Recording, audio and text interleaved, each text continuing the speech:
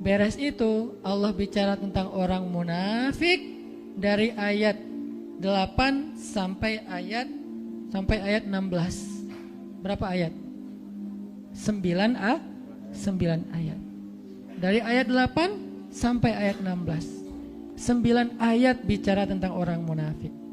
Apakah sudah selesai? Belum. Sisanya Allah kasih contoh-contoh orang munafik di banyak ayat di Al-Baqarah, di banyak surat, di sisa-sisa surat yang lainnya. Dan kalau Allah udah bicara tentang orang munafik, kesan emosionalnya tuh kelihatan banget di ayatnya.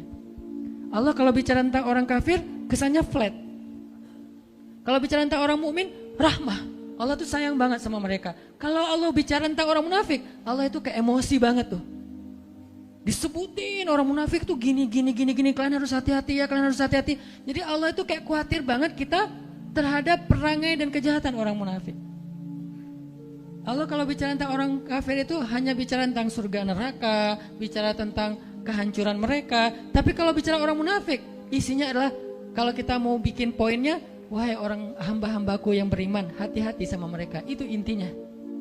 Makanya saking Allah pengen kita hati-hati dengan orang munafik, penjelasan orang munafik di Al-Quran itu tuh detail banget.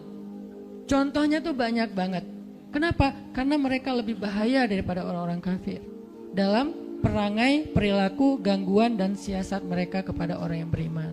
Makanya kita diajarkan di Al-Quran bukan ayat tentang permusuhan. Ini bukan ayat perpecahan, ini bukan ayat permusuhan. Kalau kita menuduh bahwa membahas tentang munafik itu berarti memunculkan permusuhan, berarti kita menuduh Al-Quran memunculkan permusuhan. Padahal sebagian besar dari ayat Al-Quran itu banyak berkisah tentang orang munafik. Kenapa? Biar kita hati-hati.